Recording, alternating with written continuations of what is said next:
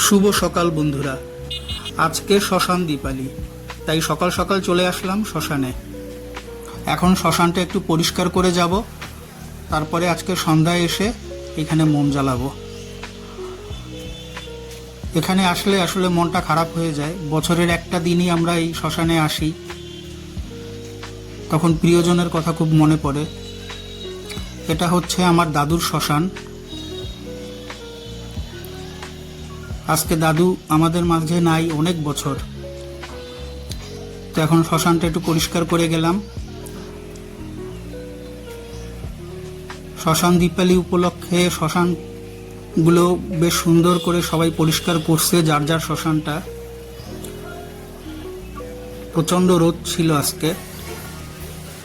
এই হচ্ছে শ্মশান কালী মন্দির।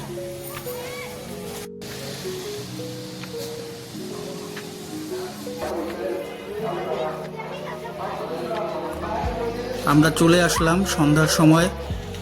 আমার মা মাসি এরা এখন শ্মশানে মোমবাতি জ্বালাচ্ছে। জন্ম নিলে একদিন চলে যেতে হবে, এটাই বাস্তব।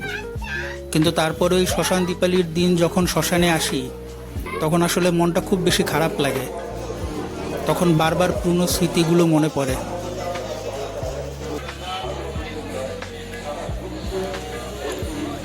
আমাদের এই বরিশালের শ্মশানটা হচ্ছে এশিয়ার মধ্যে সব থেকে বড় শ্মশান। প্রায় 6 একর জায়গার মধ্যে এই শ্মশানটা অবস্থিত।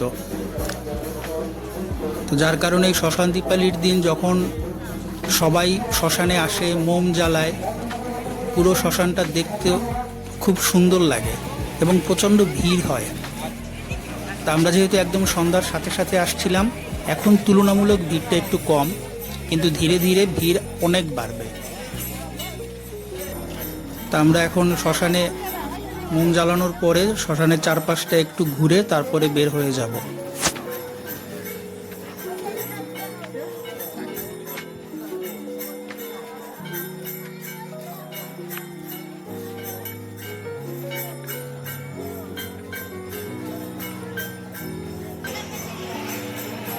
যে যার মতো করে তার প্রিয়জনকে স্মরণ করছে।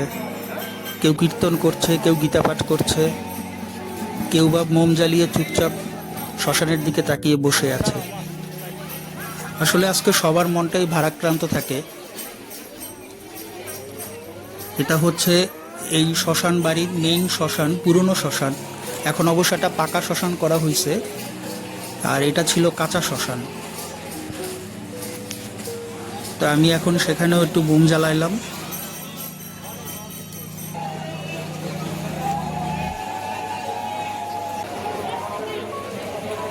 এখন আমরা বের হয়ে যাচ্ছি।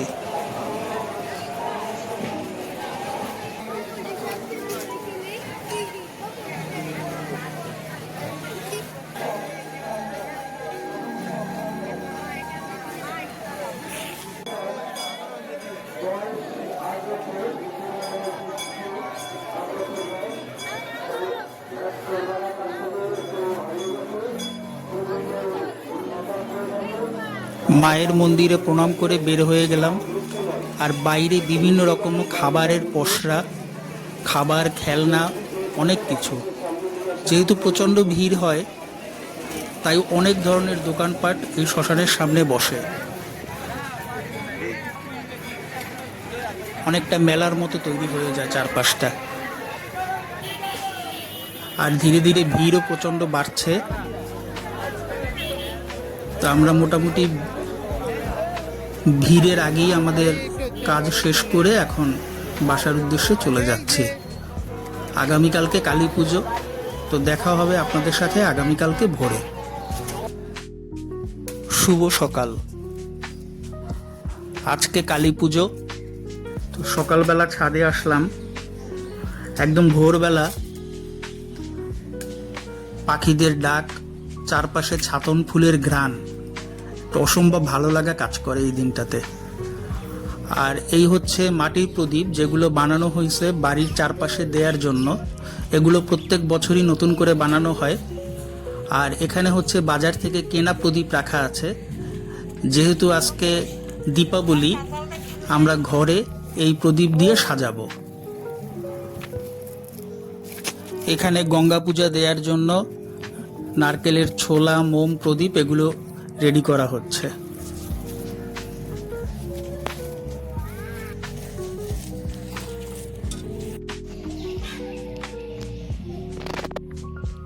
দেখো কি করে।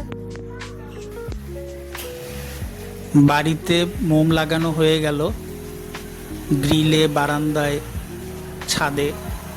সন্ধ্যার পরে আমরা এই মোমগুলো জ্বালাবো। আর এখন হচ্ছে যে মাটির প্রদীপগুলো বানানো হয়েছিল সেগুলো এখন প্রত্যেক রুমে বাড়ির চারপাশে দিয়ে দেয়া হচ্ছে।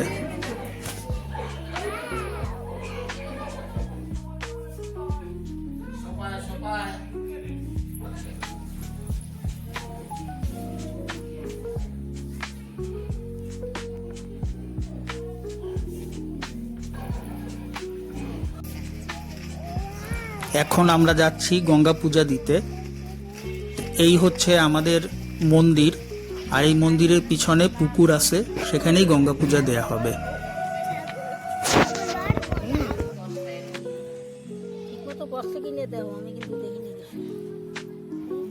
পুকুর পাড়ে এসে মোম জ্বালানো হলো, আর এখন গঙ্গা পূজা দেওয়ার জন্য জলে প্রদীপ ভাসাইয়ে দেয়া হলো।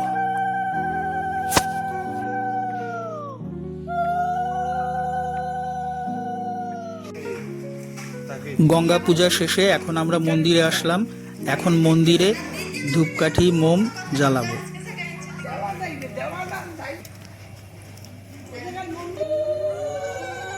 এই হচ্ছে আমাদের মন্দিরে মায়ের বিগ্রহ। তো মন্দিরে মোম জ্বালানোর পরে এখন আমরা বাসায় গিয়ে তারপরে আমরা বাসার মোমগুলো সব জ্বালিয়ে দেব।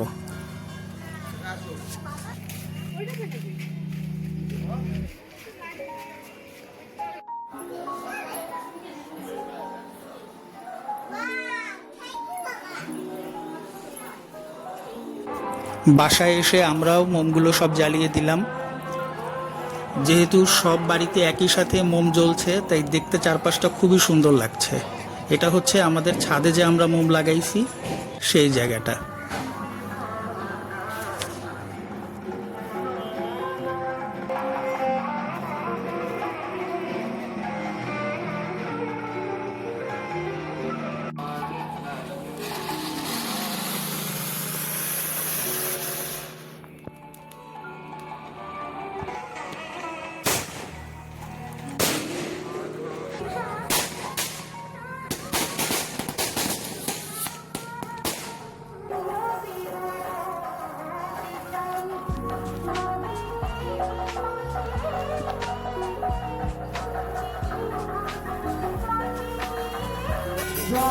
এরপর আমরা বের হয়ে গেলাম পুজো দেখার জন্য।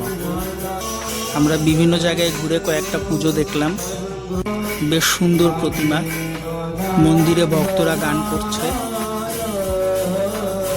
পুজো হয়, কালী পুজো অনেক রাত্রে হবে, তো যার কারণে আমরা ভাবলাম যে আমরা কয়েকটা পুজো দেখে তারপরে আমাদের এলাকার মন্দিরে গিয়ে রাতের পুজো দেখব।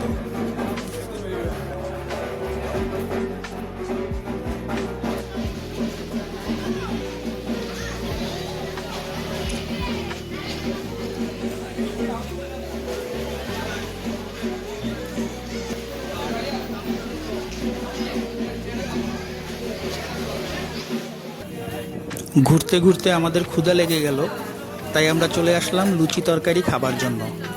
আমাদের এখানকার খুব ফেমাস একটা খাবার হচ্ছে সকাল সন্ধ্যার লুচি তরকারি।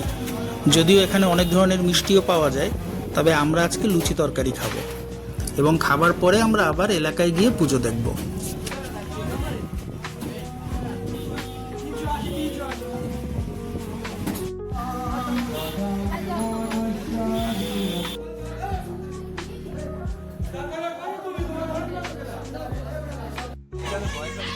মায়ের পুজো শুরু হয়ে গেছে, তাই ভক্তরা মন্দিরের ভিতরে বাইরে সবাই বসে পুজো দেখছে। আর যেহেতু পরিচিত অনেক লোকজন আসে পুজোর রাতে, তাই সবাই একত্রিত হই, আড্ডা দিই, বেশ ভালো লাগে।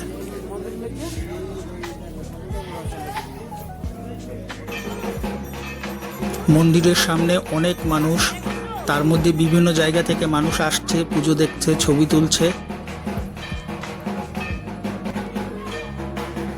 আমি এখন চলে গেলাম একটু মায়ের যেখানে পুজোর ভোগ রান্না করা হচ্ছে সেইখানে। তো আজকে ভোগে রান্না করা হবে ভুনা খিচুড়ি আর তরকারি। মায়ের ভোগের এই প্রসাদটা খেতে অসম্ভব ভালো লাগে, প্রত্যেকবারই প্রচণ্ড স্বাদ হয়। তো পুজো শেষে আমরা মন্দিরে বসেই আবার এই প্রসাদটা খাবো।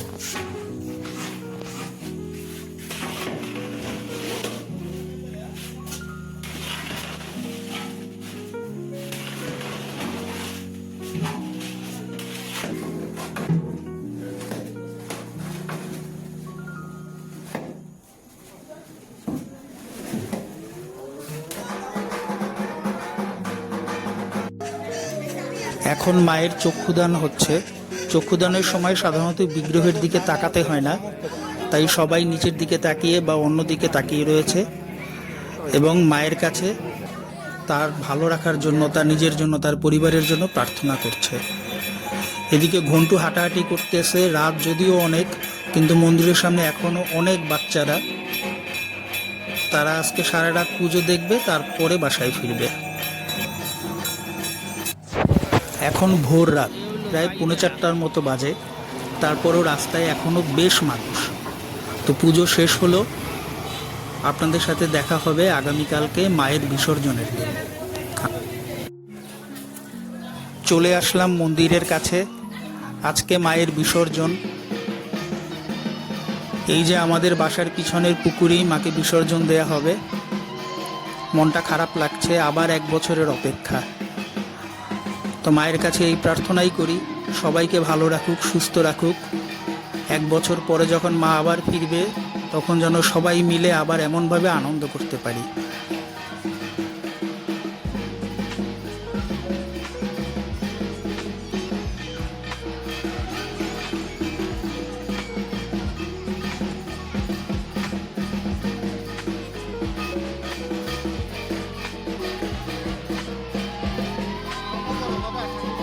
ছোট্ট একটা ভিডিওতে কালী পুজো, শ্মশান দীপালি, ঘর দীপালি যতটুকু পারলাম আপনাদের সাথে শেয়ার করলাম। হয়তোবা আপনাদের ভালো লাগবে। যদি ভালো লাগে অবশ্যই আমার চ্যানেলটিতে সাবস্ক্রাইব করবেন, আমার ভিডিওটি শেয়ার করবেন। আশা করি আপনারা আমার পাশে থাকবেন। ধন্যবাদ।